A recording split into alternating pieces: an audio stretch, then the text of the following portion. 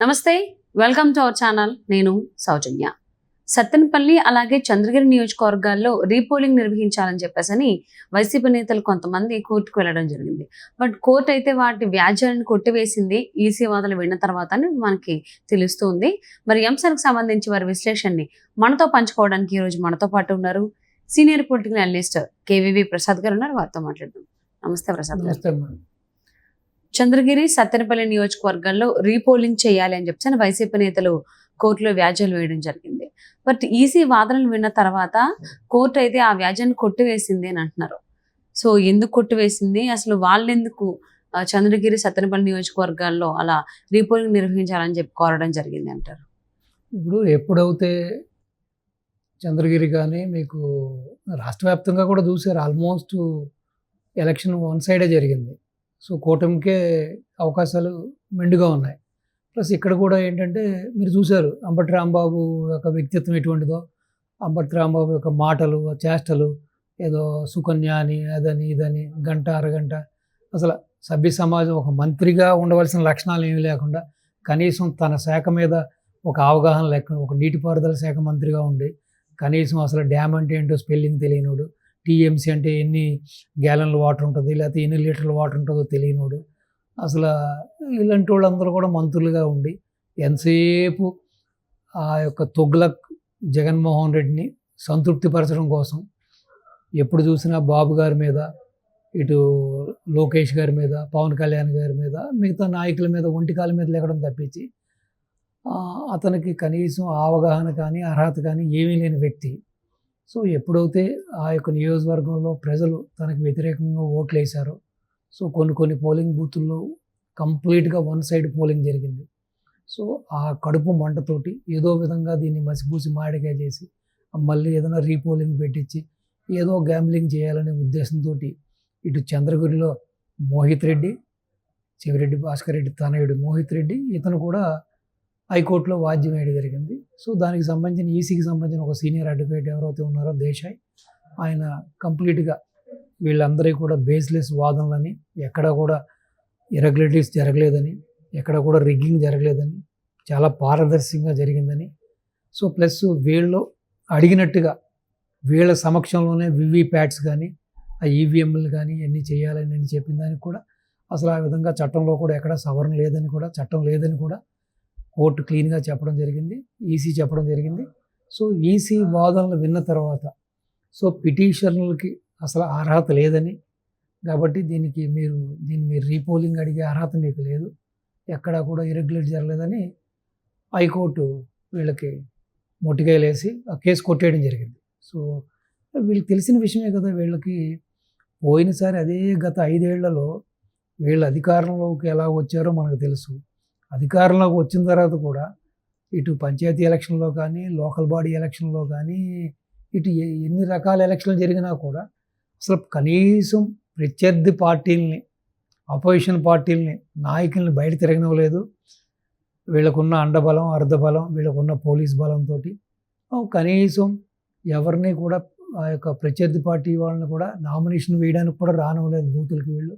So ఆ విధంగా one side polling చేసిన వీళ్ళకి ఈసారి ఈ యొక్క ప్రజలు మార్పు వచ్చి ప్రజలు వన్ సైడ్ చేయడం, ఈ విధంగా ఈసీ కూడా కొన్ని కఠినమైన నిర్ణయాలు తీసుకోవడం, కొంతమంది ఎవరైతే వాళ్ళకి తొత్తులుగా వ్యవహరించిన పోలీస్ ఆఫీసర్లని, ఐఏఎస్ఎల్ని మార్చడంతో ఇది కొరగాని కొయ్యగా మారడంతో వీళ్ళ ఆటలు చెల్లలేదు.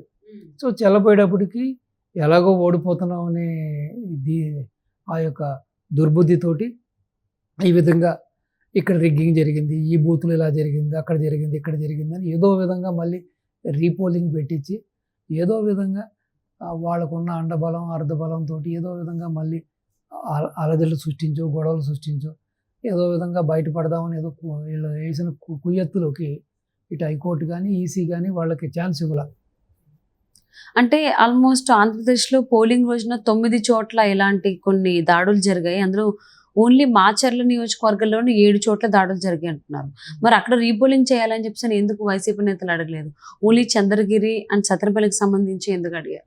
అదే చెబుతున్నాం కదమ్మా, వాళ్ళు ఎంతసేపు ఏంటంటే ఇది అవకాశవాదం, ఇది అసలు ఎలక్షన్ రోజున గొడవ పెట్టుకుంది వాళ్ళే, ఎలక్షన్ తర్వాత గొడవ పెట్టుకుంది వాళ్ళే, ఇప్పుడు కావాలని ప్రతిపక్షాలు అని చెబుతారు.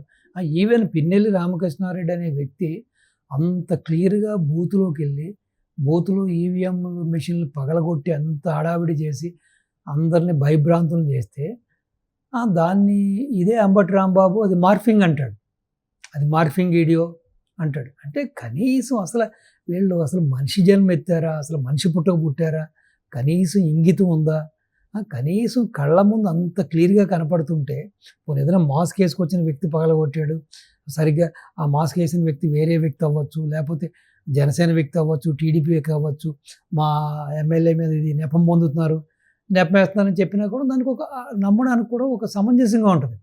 క్లియర్గా ఆ వ్యక్తి రావడం, ఏదో ఓటు వేయడానికి వచ్చినట్టుగా రావడం, అంత క్యాజువల్గా వచ్చి అంత భయభ్రాంతులు చేసి అన్నీ చేస్తే కూడా అది మార్ఫింగ్ అంటారు. ఈవెన్ అసలు కోర్టు చూడండి, కోర్టు కూడా అసలు ఒక ఈసీ ఎంత పవర్ఫుల్ ఒక సంస్థ అది, ఒక పక్క నుంచి ఏమో వాడి మీద యాక్షన్ తీసుకోండి, ఇమీడియట్గా ఈ సెక్షన్ల కింద అరెస్ట్ చేయండి, ఇది చాలా పెద్ద నేరం అని చెబుతుంటే అసలు కోర్టు ఏ విధంగా అతనికి బెయిల్ ఇస్తారు చెప్పండి. కోర్టు ఎందుకు ఇంటర్ఫియర్ అవ్వాలి ఈ విషయంలో? అక్కడ కంప్లీట్గా అది ఉంది కాబట్టి ఎవిడెన్స్ ఉంది, అక్కడ పక్కా ఎవిడెన్స్ ఉంది, మేము ఇంటర్ఫియర్ అవ్వకూడదు, అందులో అది ఈసీ అది కాబట్టి అని చెప్పకుండా అంటే ఏ విధంగా వ్యవస్థలో దిగజారిపోయినాయంటే దీన్ని బట్టి మనకు అర్థమవుతుంది ఏంటంటే అమ్మా, జగన్మోహన్ రెడ్డి అనే వ్యక్తి అంటే ఇటువంటి ఒక దుర్మార్గుడు, ఇటువంటి ఒక ఫ్యాక్షనిస్టు, ఇటువంటి ఒక కడుగట్టిన నేరస్తుడు అధికారంలోకి వచ్చినా ఏదైనా కొనగలడు, ఏదైనా చేయగలడు, సో వ్యవస్థలను అన్నిటిని మేనేజ్ చేయగలగడు అనేదానికి ఇవన్నీ కూడా ఫైనెస్ట్ ఎగ్జాంపుల్స్ అన్నమాట. సో కాబట్టి వీళ్ళందరికీ కూడా టైం దగ్గర పడింది. సో 4వ తారీఖున వీళ్ళ భవితవ్యాలు భవిష్యత్తులు అన్నీ కూడా ఓటు రూపంలో బయటకు వచ్చేస్తాయి. కాబట్టి తర్వాత చూద్దాం, ఆ తర్వాత వీళ్ళ పరిస్థితి ఎలా ఉంటుంది ఏంటని చెప్పి. ఇప్పుడు వీళ్ళు మాట్లాడిన మాటలకు కానీ, వేసిన వేషాలకు కానీ, వీళ్ళు చేసిన దౌర్జన్యాలకి, దోపిడీలకి సో ఏ విధంగా రాబోయే గవర్నమెంట్ యాక్షన్ తీసుకోబోతుంది, వీళ్ళకి బుద్ధి చెప్పబోతుంది, ప్రజలకు న్యాయం చేయబోతుంది. సో దీని మూలంగా ఇలాంటి నాయకులను చూసి రెచ్చిపోయే వీళ్ళని ఆదర్శంగా తీసుకుని ఈ విధంగా మనం కూడా ఉండాలని చెప్పి కొంతమంది కొత్తగా వచ్చే నాయకులకు కూడా ఏ విధంగా భయం పుట్టిస్తారు, ఏ విధంగా ఒక చట్టం మీద మర్యాద కలిగిస్తారు అన్నది మనం వేచి చూద్దాం. సో అంటే ఇటు హైకోర్టుకు వెళ్ళడం వల్ల అంబటి రాంబాబు అలాగే చెవిరెడ్డి భాస్కర్ రెడ్డి కూడా సో ఏమన్నా మీకు ఇంకేమైనా సందేహాలు ఉంటే కనుక అంటే ఇప్పుడు మీరు వేసేటువంటి రీపోలింగ్ వ్యాజ్యాలు అయితే మేము కొట్టేస్తున్నాం, ఇంకేమైనా కావాలంటే వెళ్ళి ఈసీని కలవండి అని కూడా చెప్పినట్లుగా తెలుస్తుంది. సో కోర్టుకు సంబంధించి ఇందులో జోక్యం ఉండకూడదు అనేటువంటిది కూడా చెప్పినట్టుగా తెలుస్తుంది. ఈ అంశాన్ని ఏ విధంగా చూడాలి అంటారు? ఇప్పుడు చూడండి, ఇక్కడ పాయింట్ చూసారా, కోర్టుకు సంబంధించి ఎటువంటి జోక్యం ఉండకూడదని కోర్టు చెబుతుంది, కోర్టు వ్యాజ్యాన్ని కొట్టేసింది. సో ఏదున్నా సరే మీరు ఈసీతో మాట్లాడుకోండి, ఈసీతో మాట్లాడి దీన్ని క్లారిఫై చేసుకొని చెబుతుంది. అటువంటప్పుడు ఇంత పక్కా ఇన్ఫర్మేషన్ ఉండి, ఇంత పక్కా ఎవిడెన్స్ ఉండి, వీడియో ఫుటేజ్ ఎవిడెన్స్ ఉండి, మరి అటువంటి వ్యక్తిని అరెస్ట్ చేయకుండా అసలు మరి కోర్టు జోక్యం చేసుకుని కోర్టు ఏ విధంగా బెయిల్ ఇచ్చింది అతనికి, పిన్నెల్లి రామకృష్ణారెడ్డికి? అంటే ఈ ద్వంద్వ వైఖరి చూడండి. అంటే వాళ్ళకి కావాల్సిన వాళ్ళ అసమతీయుల్ని ఏదో విధంగా కాపాడుకోవడానికి ఇప్పటికీ కూడా సజ్జల రామకృష్ణారెడ్డి, సిఎస్ జవహర్ రెడ్డి, ధనంజయ రెడ్డి, ఇటు జగన్మోహన్ రెడ్డి ఎంత విశ్వ ప్రయత్నాలు చేసి ఏ విధంగా వ్యవస్థలను మేనేజ్ చేస్తున్నారనడానికి ఇది ఒక ఫైనెస్ట్ ఎగ్జాంపుల్.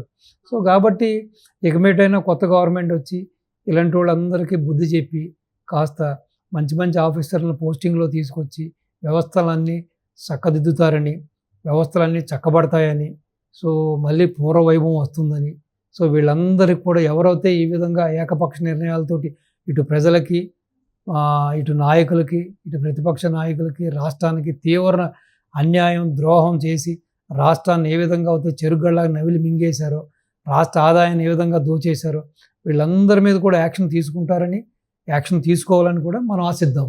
తప్పకుండా అండి. మరి చంద్రగిరి సత్తెనపల్లి నియోజకవర్గంలో రీపోలింగ్ నిర్వహించాలని చెప్పి అన్ని వ్యాజ్యాలు వేస్తే కోర్టు అయితే కొట్టేసింది. బట్ ఈసీ వాదనలు విన్న తర్వాత అక్కడ అవసరం లేదని కూడా చెప్పినట్లుగా తెలుస్తుంది.